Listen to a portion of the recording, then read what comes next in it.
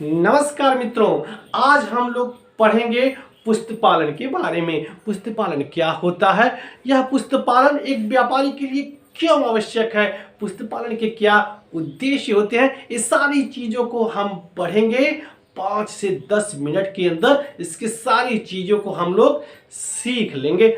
चलिए हम लोग शुरू करते हैं पुष्ट पालन। इसके पहले कि आज की वीडियो हम लोग शुरू करें, आप जान लीजिए मेरे बारे में। मैं हूं योगेंद्र कुमार दुबे और आप देख रहे हैं मेरा channel grammar with Yogendra sir, जहां आपको मिलती है आपकी समस्याओं के 100% समाधान 100% संतुष्टि के साथ। आइए मित्रों, हम देखते हैं पुष्ट पालन। यहाँ पे लिखा है हमने बही खाता या पुष्ट पालन। पुष्ट पालन क्या होता है, इसको परिभाषा देखने से पहले या इसके और चीजों को, फीचर्स को देखने से पहले हम समझेंगे पहले इसका concept, because concept is the key of anything. क्योंकि कॉन्सेप्ट किसी भी चीज की चाबी है जिससे उसकी कठिनता को हम बड़े आसानी से खोल सकते हैं। तो आइए इसको समझते हैं। क्या कॉन्सेप्ट क्या है, पुष्ट पालन का कॉन्सेप्ट क्या है। कॉन्सेप्ट समझते ही सारी चीजों को आप समझ लेंगे।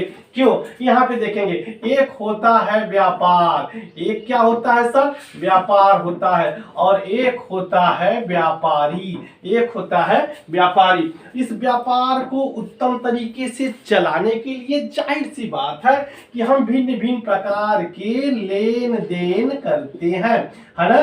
खरीद फरोख्त करते हैं, खरीदी करते हैं और बेची करते हैं, है ना। इस व्यापार को सुचारू से चलाने के लिए जाहिर सी बात है हम भिन्न भिन्न लोगों से लेन देन करेंगे, भिन्न भिन्न लोगों से माल को खरीदेंगे, फिर भिन्न भिन्न लोगों को माल बेचेंगे। तो अब ये बताइए, जब इतने कार्यक्रम इस व्यापार के अंतर्गत हो रहे हैं तो जाहिर सी बात है कई लोग इस व्यापार से जुड़े होंगे। बहुत सारे लोग आकर के माल खरीदते हैं, बहुत सारे माल लेकर के जाते हैं।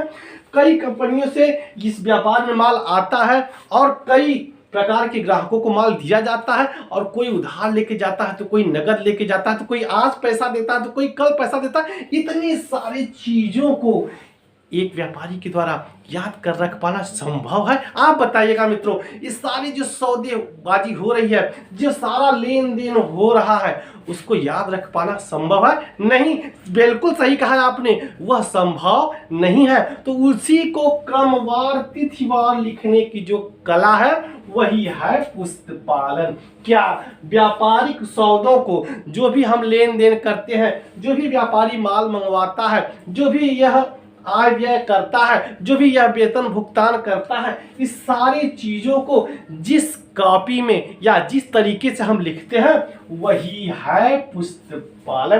क्लियर हुआ? अब समझते हैं पुष्ट पालन को।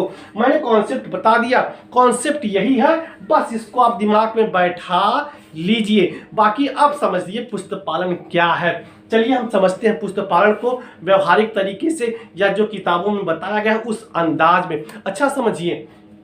अच्छा, प्राचीन काल में मैं आपको लेके चलता हूँ, थोड़ा सा प्राचीन काल में चलते हैं हम लोग और वहां देखते हैं क्या वहां भी पुष्ट पालन होता था या वहां पुष्ट पालन नहीं होता था।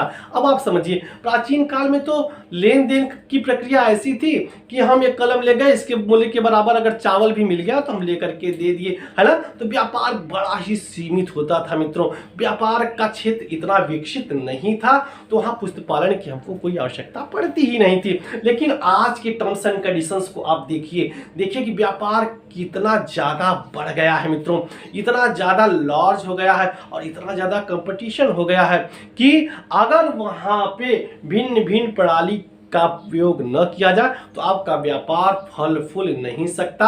और आज के व्यापार में इतने ट्रेंड्स हैं, इतनी वैरायटीज हैं, है ना, कि वहां लिखना बहुत जरूरी है। थोड़ा प्राचीन काल में चलिए। प्राचीन काल में जब पहली बार आया था निरमा एक ब्रांड बन गया मित्रों। देखिए मैं कुछ चीजों का नाम ले रहा हूं, यहाँ पे मैंने नाम लिया निरमा और नीचे लिख दिया कोलगेट।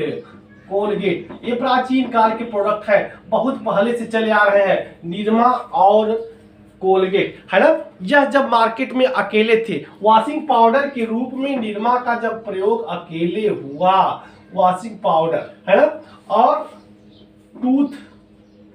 टूथपेस्ट के रूप में जब कोलगेट का प्रयोग अकेले यह मार्केट में आए, उस जमाने की बात देखिए, तो निरमा अकेले था वॉशिंग पाउडर के रूप में, तो लोग एक ही चीज ना खरीदेंगे, निरमा ही ना खरीदेंगे। जब बाजार जाते तो बोलते थे भैया निरमा दे दो, और यह पहला प्रोडक्ट है, तो first impression is last impression, है ना।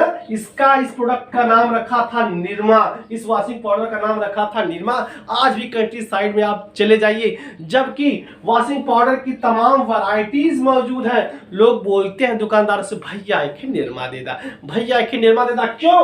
क्योंकि यह उस जमाने में आया था जब कोई नहीं था, अकेले यह बादशाह था, यह किंग था मार्केट का, किसमें? वॉशिंग पाउडर के जमाने में। तो उस जमाने में कहाँ इतने प्रोडक्ट थे, तो एक आध प्रोडक्ट अगर हम किसी जगह से मंगाते हैं तो उसको याद करना हमारे लिए आसान था, उसको लिखने की आवश्यकता नहीं पड़ती थी। वही हाल कोलगेट का है ना।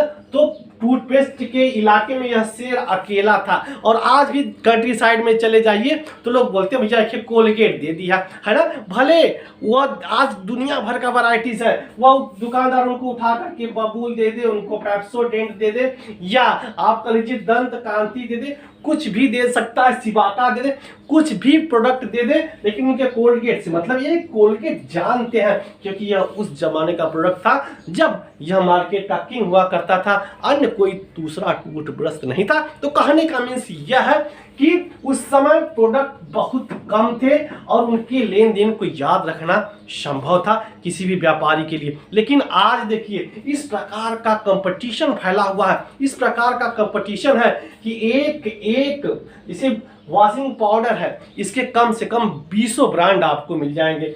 कोलगेट है और इसका भी आपको 20 ब्रांड मिल जाएगा। जो टूथपेस्ट है इसके आपको 20 ब्रांड मिल जाएंगे, और एक कंपनी के कम से कम 5-7 वैरायटीज मिलती है। और यदि आपको मार्केट में स्टैंड होना है तो ग्राहक टीवी में से प्रचार देख कर के आता, वो आपसे डिमांड करेगा और आपको उसे उपलब्ध कराना पड़ेगा। तो जाहिर सी बात है व्यापार में सारी चीज़ों को मंगा करके रखना आपकी मजबूरी है।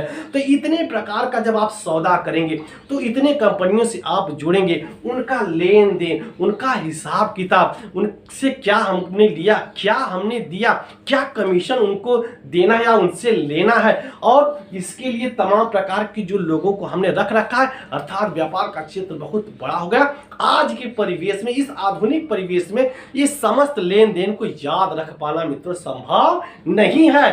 और संभव नहीं है तो हम क्या करते हैं, है ना, उसको लिख लेते हैं। क्योंकि व्यापार के लिए एक देहाती कहावत बहुत प्रचलित है। क्या क्या बोलते हैं मित्रों देहाती कहावत को? सुनिएगा जरा। उसको बोलते हैं पहले लिख और पीछे दे, भूल पड़े कागज से ले। व्यापारी के लिए कहा जाता है कि पहले देने से पहले, अगर उधार माल किसी को आप दे रहे हो तो उसको पहले नोट कर लो, उसके बाद आप दो। भूल जाओगे तो कागज है ना वो दिलवाएगा, भैया है आपने लिया था, इस डेट को लिया था, यहाँ पे लिखा गया है सर, आप अपना पेड कर दीजिए। तो ये है मित्रों, ये है पूरा कॉन्सेप्ट, समझ लीजिएगा पुस्तक पालन, है ना। पुस्तक पालन एक्चुअली अगर आप देखेंगे तो जो पुस्तक पालन है वो 2 शब्दों से मिलकर के बना है। क्या है? पुस्तक और पालन, 2 चीज है इसमें केवल। क्या है? यहाँ पे देखेंगे सर प्लीज, यहाँ पे देखेंगे पुस्तक पालन 2 शब्दों से मिलकर के बना है। पुस्तक धन पालन, पुस्त माने पुस्तक और पालन माने रखना, पुस्तक को रखना।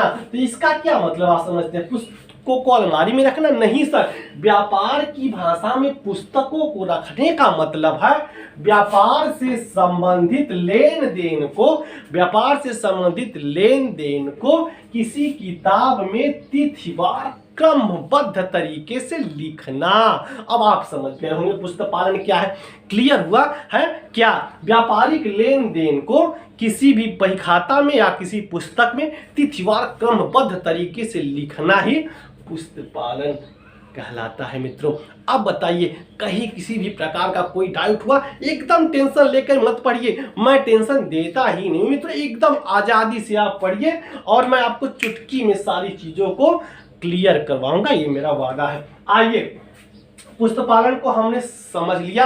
अब आइए इसकी थोड़ा परिभाषा भी देख लेते हैं, क्योंकि परिभाषाएं लिखने के लिए आती हैं, है ना। इसकी कुछ परिभाषा हम देखेंगे और कुछ अपने तरफ से भी परिभाषा आपको दिया जाएगा, है ना। यहाँ देखेंगे परिभाषा क्या है। जे.आर. बाटली क्या कहते हैं पुस्तक पालन के बारे में। उन्होंने कहा पुस्तक पालन व्यवसाय के व्यवहारों को पुस्तक में लिखने की कला है। व्यवसाय में जो व्यवहार होते हैं, व्यवहार कल मैंने आपको बताया था, कल के वीडियो को चले जाइए, कल मैंने आपको पढ़ाया है उस वीडियो को, है ना, कि पुस्तक पालन में जो प्रयोग कॉमर्स में जो शब्दावलियां प्रयोग होती हैं उनको मैंने स्पष्ट रूप से समझाया था, और मैंने कहा था कि आगे कॉमर्स पढ़ने के लिए उन शब्दावलियों की बहुत आवश्यकता पड़ेगी। तो जाइए उस वीडियो को देखिए और व्यवहार का शाब्दिक अर्थ निकाल लीजिए, है ना। तो क्या है पुस्तक पालन व्यवसाय के व्यवहारों को, जो लेन देन होता है, व्यवहार वही है, को पुस्तक में लिखने की कला है। और उस लेन देन को जब हम पुस्तक में लिख देते हैं, इन्होंने ये भी कहा, तो हमने क्या, हमने तो ही समझ लिया है।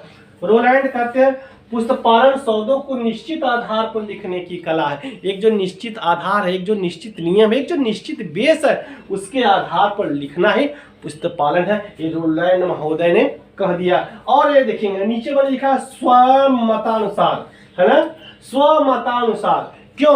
क्योंकि यही इम्पैक्ट डालता है मित्रों। अगर आप परीक्षा में जा रहे हैं तो ये बताइए, आप बिल्कुल मत डरिए कि हम अपने हिसाब से लिख रहे हैं तो गलत हो जाएगा। इनका तो मतलब था, इनका मतलब एक देववाणी थोड़ी है। इन्होंने पुस्तक पालन को जैसा समझा वैसा लिख दिया, और हम क्या समझते हैं, हमने जो ज्ञान प्राप्त किया उसके हिसाब से हमने पुस्तक पालन को जो समझा, अगर हम वो लिख देंगे तो क्या वो गलत है? नहीं जी, नहीं, बल्कि उसमें आपकी और विशेषता है, उसमें और आपको फीडबैक मिलेगा और आपको अच्छे नंबर मिलेंगे। क्योंकि आपने किताबी ज्ञान से हटकर अपने ज्ञान को प्रदर्शित किया है, जो कुछ आपने सीखा और पढ़ा है। तो स्वयं मतानुसार मैंने एक परिभाषा दी है, आप भी ऐसी परिभाषा दे सकते हैं। आप स्वतंत्र, कोई गलत नहीं काट सकता। क्योंकि पुस्तक पालन किसी के तरीके से और होगा, मेरे हिसाब से यह है, इसको भी लीजिए। मैंने क्या गलत कहा, है ना। स्वमतानुसार क्या है? पुस्तक पालन वह कला एवं विज्ञान है जिसके माध्यम से सौदों को पुस्तकों में लिखा जाता है। कला और विज्ञान मैंने दोनों लगा दिया मित्रों। कैसे कला और विज्ञान है? पुस्तक पालन वह कला और विज्ञान है जिसके माध्यम से सौदों को पुस्तकों में लिख दिया जाता है। अब आइए, परिभाषा की बात हो गई और कॉन्सेप्ट की बात हो गई और समझने की बात हो गई, हमने पुस्तक पालन समझ लिया। अब एक चीज आता है, लोग पूछते हैं पुस्तक पालन कला है या विज्ञान है। मैंने यहाँ पे लिख रखा है पुस्तक पालन विज्ञान एवं कला। क्या है? पुस्तक पालन कला है कि पुस्तक पालन विज्ञान है? यह प्रश्न आता है और बार बार पूछा जाता है। 1 नंबर का प्रश्न होता है मित्रों। तो आप यहाँ पे देख लेंगे पुस्तक पालन विज्ञान है क्या? देखते हैं विज्ञान क्या है। क्या? किसी भी विषय के क्रमबद्ध ज्ञान को विज्ञान कहते हैं ना। किसी भी विषय के सुसंगठित सुव्यवस्थित क्रमबद्ध ज्ञान को ही विज्ञान कहते हैं। तो पुस्तक पालन एवं कला क्या है? किसी भी कार्य को विशेष दक्षता से करने की जो एबिलिटी होती है, जो क्षमता होती है, वही व्यक्ति की कला कहलाती है मित्रों। आइए हम अगर पुस्तक पालन को विज्ञान के रूप में देखते हैं, किसके रूप में देखते हैं? विज्ञान के रूप में देखते हैं। तो पुस्तक पालन में जो लेखे किए जाते हैं वो एक निश्चित नियम और कुछ सिद्धांतों के आधार पर किए जाते हैं। ये आप समझ लीजिएगा, जो लेखा होता है उसका कुछ नियम होगा कि मन न लिख देंगे, नहीं ना। उसका एक निश्चित नियम है और एक निश्चित सिद्धांत है जिसके आधार पर उस पुस्तक में हम लेखा करते हैं तिथिवार। तो इसलिए यह विज्ञान हुआ, क्योंकि विज्ञान में भी नियमों का पालन किया जाता है और पुस्तक पालन में भी नियमों का पालन किया जाता है, इसलिए इसे हम विज्ञान कह सकते हैं। अब आइए देखते हैं कला क्या है। मैंने बताया ना, किसी भी कार्य को करने की जो विशेष दक्षता होती है वही कला होती है ना। तेंदुलकर क्यों मशहूर थी सर, ये बताइए।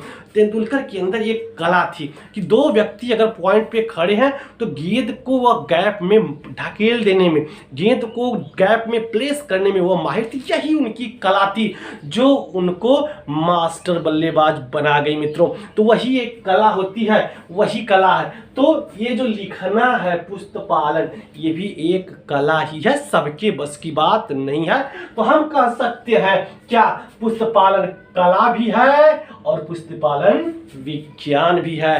पुस्तक पालन कला और विज्ञान दोनों है, ये बात हमको स्पष्ट हो गई। अब आइए, तो हम इतना पढ़ लिए तो आप कहेंगे कि पुस्तक पालन का उद्देश्य क्या होता है? पुस्तपालन का क्या उद्देश्य है, या हम अगर पुस्तपालन को अपनाते हैं तो उसका उद्देश्य क्या है, क्या उसका कारण क्या है ना, उसका कार्य क्या है, उसका उद्देश्य क्या है। आइए पुस्तपालन के उद्देश्य एवं कार्यों को हम देख लेते हैं हेडिंग्स के माध्यम से, और उस पर थोड़ी थोड़ी हम प्रकाश डाल देंगे। व्यावसायिक सौदों का लेखा करना। एक चीज जान लीजिएगा कि पुस्तपालन में केवल व्यावसायिक सौदों का ही लेखा किया जाएगा, घर के सौदों का नहीं, घर के बातचीत का नहीं, कि आपने मुझको ऐसे गाली दे दिया, उन्होंने मुझसे झगड़ा कर लिया तो उसको भी नोट कर ले, नहीं नहीं नहीं सर, उसमें केवल व्यावसायिक लेखों का ही लेखा किया जाएगा, जो किसी से आपने माल लिया है या दिया है। फिर आगे क्या कहा, व्यापार की आर्थिक स्थिति का ज्ञान। इसके माध्यम से हमारे व्यापार की आर्थिक स्थिति का ज्ञान होता है कि मैंने कितना क्रय किया, कितना विक्रय किया, कितना लाभ हुआ, कितना हानि हुआ। ये सारी चीजों का आप जानकारी प्राप्त कर सकते हैं, क्योंकि सारी चीजों को आपने तिथिवार क्रम से लिखा है। आगे देखेंगे रोकड़ का ज्ञान। तो रोकड़ का भी ज्ञान हो जाता है कि हमारे व्यापार में कितना रोकड़ लगा हुआ है, बैंक में कितना रोकड़ है, और कितना मेरे ऊपर अधिविकर्ष है। ये सारी चीजों का ज्ञान पुस्तपालन के माध्यम से हो जाता है। लेनदार एवं देनदार का ज्ञान। लेनदार मैंने बताया था आपको, जो हमसे लेने वाले हैं, जिससे हमने कर्ज ले रखा है ना, वो कितने हैं, किनको हमें अभी चुकाना है, और कौन कौन हमको पैसे देगा, इसकी सारी ज्ञान कहाँ से हो जाएगी, इसी पुस्तपालन के उस लेखे से हो जाएगी जिसको हमने तिथिवार किया है। छल कपट व त्रुटियों का ज्ञान। अगर कोई छल कपट करना चाहे, कोई 10,000 रुपया आपका ले गया है और कहे बाद में आकर कि नहीं नहीं सर, मैंने तो 8,000 ही रुपया लिया है, या 2,000 मैंने चुका दिया, तो आप उसको अपनी बही खाता खोल के दिखा सकते हैं कि ये सर देखिए 10,000 रुपया आप इस डेट में ले गए थे, इस डेट में आपने 1,000 या 2,000 या 3,000 करके ऐसे निश्चित डेटों पे चुकाया, और अभी तक आपने केवल 8,000 चुकाया है, 2,000 रुपया अभी भी आपका बाकी है। तो इस प्रकार से छल कपट और त्रुटियों का भी ज्ञान हो जाता है। पूंजी व आहरण का ज्ञान। कितनी पूंजी हमने लगा करके व्यापार को चलाया था, और आज हमारा व्यापार कितनी पूंजी में खेल रहा है, इसका भी ज्ञान हो जाता है। और आहरण कल मैंने बताया था, कल की वीडियो जरूर देख लीजिएगा मित्रों, बहुत ही इंपॉर्टेंट वीडियो थी, है ना। आहरण का ज्ञान, जो हम अपने निजी प्रयोग के लिए माल निकालते हैं, क्या क्या माल किस किस डेट को हमने निकाला है, उसका भी ज्ञान उस लेखनी के माध्यम से हो जाता है। वैधानिक आवश्यकताओं की पूर्ति। यह जो होती है पुस्तपालन, वैधानिक आवश्यकताओं की पूर्ति करती है। समय समय पर जो व्यापारिक कंपनी अधिनियम के तहत जो चीज़ें लगाई जाती हैं, जो सीमा और सिद्धांत लगाए जाते हैं, उस आवश्यकताओं की पूर्ति यह करता है। अब हम देखेंगे पुस्तपालन और लेखांकन की प्रणालियाँ।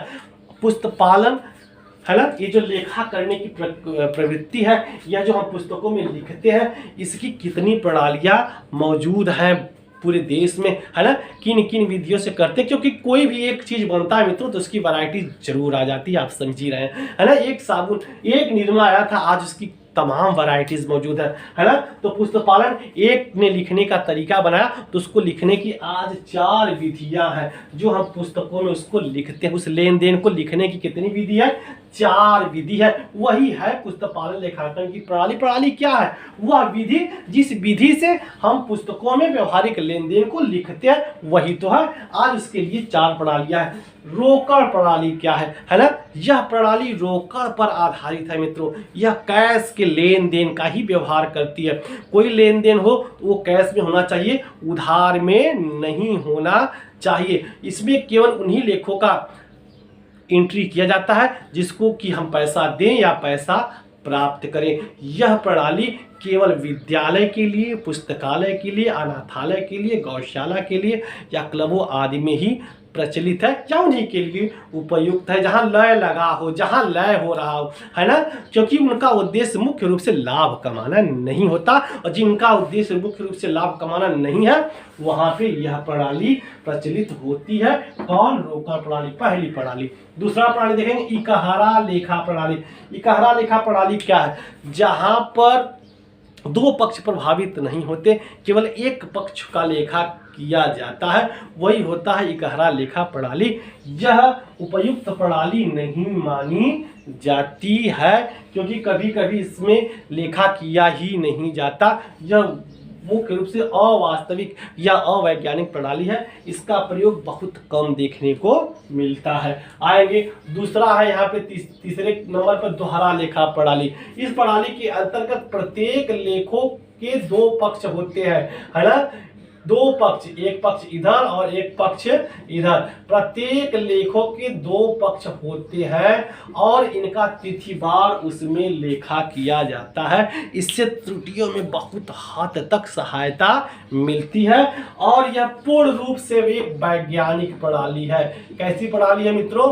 वैज्ञानिक। वैज्ञानिक होने का मतलब आप समझ गए कि क्रमबद्ध ज्ञान और विज्ञान है, अर्थात इसमें जितने भी लेखे होते हैं वो क्रमबद्ध होते हैं, एक निश्चित नियम और सिद्धांत के आधार पर होते हैं। इसलिए सबसे उपयुक्त लेखे की प्रणाली यही दोहरा लेखा प्रणाली मानी जाती है। इसके बाद आ जाएंगे भारतीय बही खाता प्रणाली, है ना।